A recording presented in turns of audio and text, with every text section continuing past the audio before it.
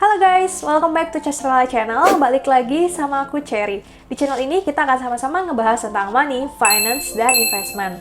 Di video kali ini guys, kita akan bahas lagi tentang reksadana pendapatan tetap, yaitu reksadana SPTP atau Shalendra Pendapatan Tetap Premium.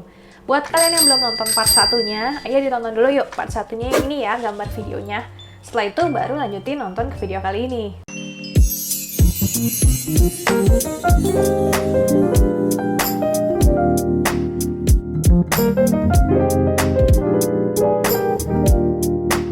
Oke guys, sekarang kita mau gali lebih dalam lagi nih tentang si reksadana SPTP ini. Supaya lebih jelas, aku akan munculin di layar ini ya data-datanya. Oke guys, ini datanya udah aku coba tulis di Excel, dan di sini kita bisa lihat untuk bulan Mei, Juni, dan Juli 2021. Di sini kita bisa cek untuk alokasi terbesarnya ke mana aja. Seperti yang kita ketahui guys, di video pertama udah pernah aku sebutin kalau untuk RDPT itu minimal harus 80% berada di efek yang bersifat utang. Jadi kita akan cek dulu untuk minimal 80%-nya ini apakah terpenuhi atau enggak. Dan setelah aku cek untuk bulan Mei, Juni, dan Juli untuk corporate bond dan government bond-nya, semuanya ini 3 bulan ini semua terpenuhi ya guys. Di atas 80% semuanya. Kalian juga bisa ngitung dengan data dari Excel ini. Nah, di bagian bawahnya guys, aku juga tulis alokasi terbesar yang ada di tiap bulannya untuk bulan Mei, Juni, dan Juli 2021. Kalau kalian lihat di sini ada bulan Mei misalnya ada SR011, FR0053, dan di bulan Juni ada ORI 015. Itu merupakan contoh dari government bond. Kalau untuk yang corporate bond, contohnya itu kayak yang bulan Mei, di situ ada INKP 01 BCN3. Di bulan Juni juga ada contohnya yang JSMR 02 ACN1, dan di bulan Juli contohnya yang TBIG 04 BCN3. Itu merupakan contoh dari corporate bond. Setelah kita ngeliat data yang tadi guys, udah lebih jelas juga gimana history return-nya, terus mereka membagi alokasinya tuh kemana aja. Nah sekarang aku mau coba nih guys untuk prediksi.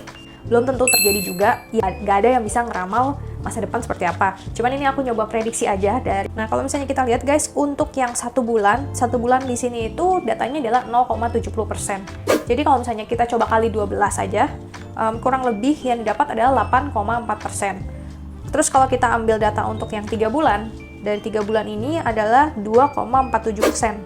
Ya berarti tinggal dikalikan 4 aja ya kalau misalnya kita mau lihat setahun ke depan, berarti 9,88%. Dan ketiga kita ambil yang 6 bulan. 6 bulan itu di sini datanya adalah 4,61%. Jadi tinggal dikali 2 aja untuk cari setahunnya, berarti 9,22%. Ya memang kita nggak bisa sih ngambil patokan dari sini, cuman ya at least kalau misalnya nggak ada yang gagal bayar, dan sejauh ini memang mereka lancar semuanya pembayarannya, obligasinya, surat utangnya, ya kurang lebih ya prediksinya berarti sekitar 8% sampai 10% per tahun guys. Lumayan lah ya guys, kalau misalnya kita bisa dapat 8-10% per tahun, berarti ya at least kita bisa mengalahkan inflasi yang mungkin terjadi di Indonesia. SPTP ini cenderung stabil, bisa kita lihat juga dari per bulannya. Per bulannya ya kurang lebih mereka nggak beda jauh ya returnnya, jadi menurutku sih cukup stabil dan cukup uptrend juga ini returnnya. Jadi ya cukup oke sih guys kalau misalnya kalian mau berinvestasi di SPTP ini. Yang membuat aku juga agak kaget ternyata SPTP ini itu bisa melawan pandemi ya. Karena Maret memang mereka sempat minus, tapi after Maret 2020 itu April sampai dengan saat ini guys, sampai dengan 2021, mereka per bulan itu nggak ada sama sekali yang minus dari performa returnnya. Jadi ya menurutku mereka tetap bisa uptrend dan tetap bisa melawan efek pandemi COVID-19 ini. Nah, sekarang kita mau ngeliat dari beberapa performance analysis yang ada di FFS-nya dari SPTP. Aku akan tunjukin di layar ya guys. Untuk performance analysis, kita mau lihat dulu dari standard deviation-nya, atau bahasa Indonesia standar deviasi. Standar deviasi ini mencerminkan total risiko dari suatu portofolio investasi. Total risiko yang dimaksud ini mencakup risiko sistematis atau risiko pasar maupun risiko yang berasal dari portofolio itu sendiri.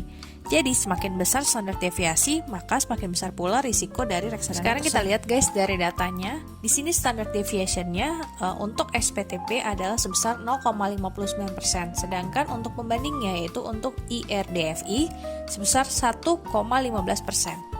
Dari data ini kita bisa mengambil kesimpulan kalau SPTP ini bisa dikatakan merupakan portofolio yang lebih optimal daripada standar IRDFI. Untuk performance analysis selanjutnya guys, kita mau lihat dari yang namanya Sharpe Ratio. Sharpe Ratio menghitung kelebihan imbal hasil dibandingkan dengan investasi bebas risiko atas setiap unit risikonya. Jadi Sharpe Ratio ini ya semacam suatu ukuran performa dari manajer investasi jika dibandingkan dengan instrumen yang berasumsi free dari risiko seperti contohnya kayak deposito. Untuk Sharpe Ratio bisa kita simpulkan semakin tinggi Sharpe Ratio-nya maka semakin baik kinerja dari reksadana tersebut.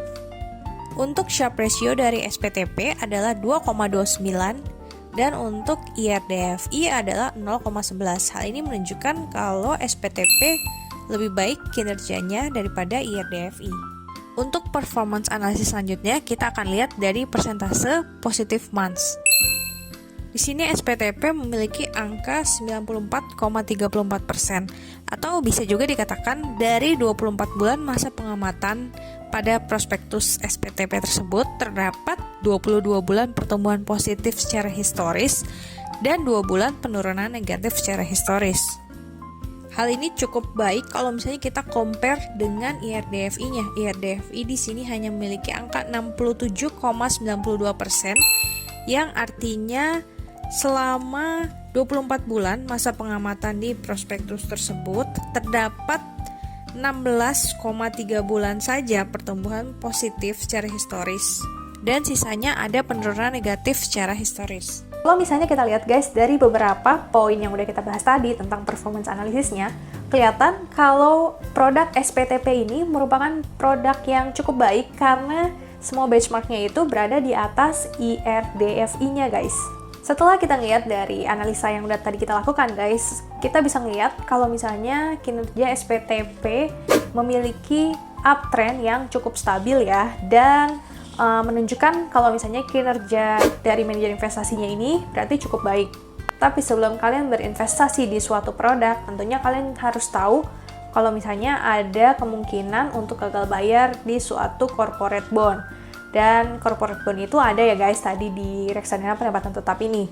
Ya, jadi kalian tetap harus hati-hati dan kalian juga harus sesuaikan dengan profil resiko kalian dan goal keuangan kalian. Dan buat kalian yang tertarik untuk investasi di reksadana SPTP ini, tetap selalu pantau perkembangan FFS setiap bulan supaya kalian tahu produk-produk apa aja yang diambil oleh MI Shareholder Capital ini.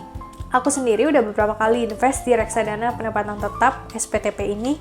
Nanti coba aku insert deh picture-nya di sebelah sini atau sebelah sini ya. Coba you guys komen di bawah kira-kira kalian bakal naruh investasi kalian di reksadana SPTP ini atau enggak. Oke guys, gini dulu video kali ini. Semoga bisa membantu kalian yang masih belum tahu tentang reksadana SPTP ini dan bisa memberikan kalian ya kira-kira alternatif untuk diversifikasi dari aset kalian. Jangan lupa buat subscribe, like, comment, dan share juga video ini ke teman-teman kalian ya. Thank you so much for watching guys. I'll see you guys in the next video. Bye guys!